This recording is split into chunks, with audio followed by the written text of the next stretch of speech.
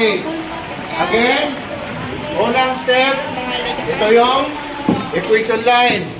Unang step, pataas. 4 times 8. 4 times 8 equals? 2. Ha? 30? 2. Taas natin yung 3. Next step, pakaliwa. Pangalawang step, pakaliwa. 4 times 6. 0. 20. 24. Plus? 27.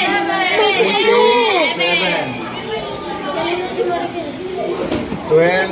Ako sunod, sir. 8. Dali lang din. Sir, ako sunod. Marunong ka na. Pagbigyan mo yung marunong ha.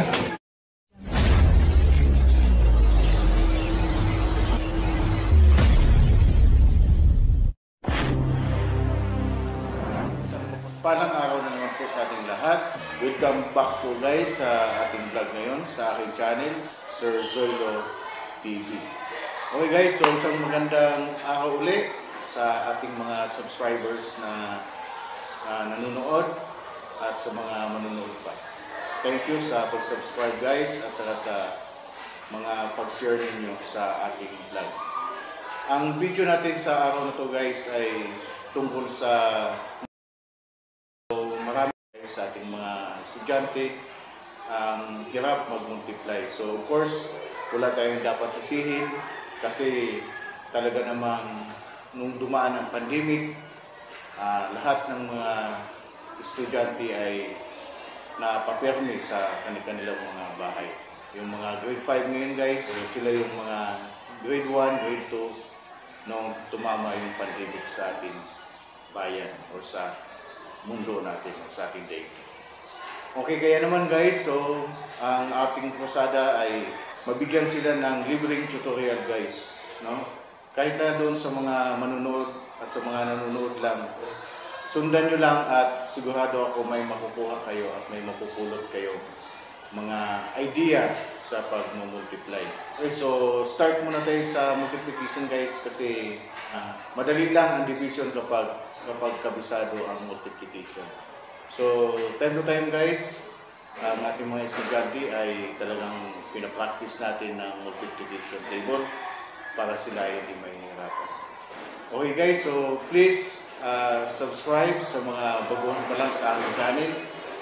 Makakatulong po kayo sa pagpapalaganap ng ating mga kaalaman patungkol sa division at saka sa multiplication.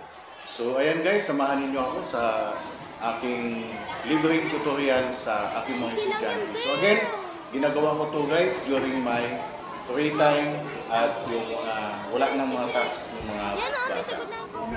Let's do this. Dali-dali lang.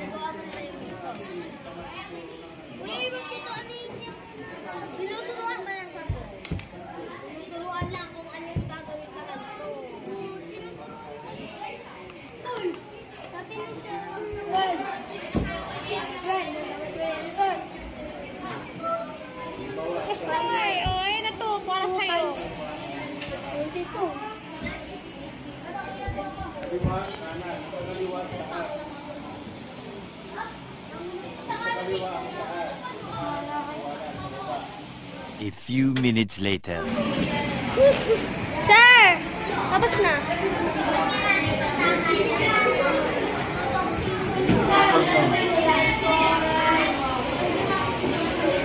22 times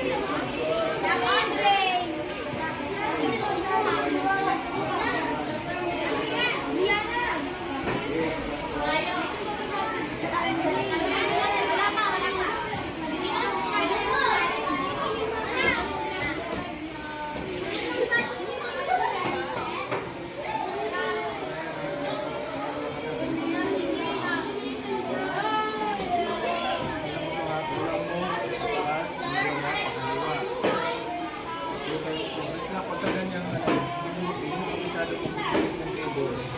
Gawa ka lang, dalawang 4. 1, 2, 3, 4.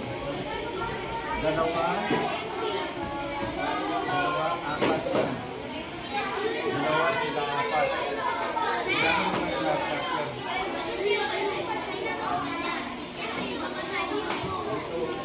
Dito ka na.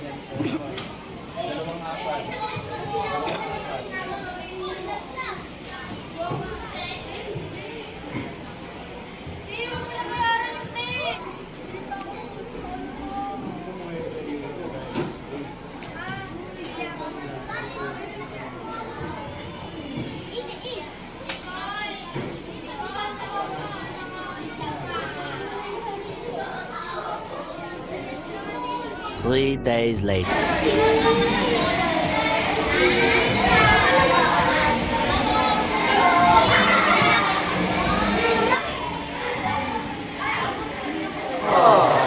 Ayun.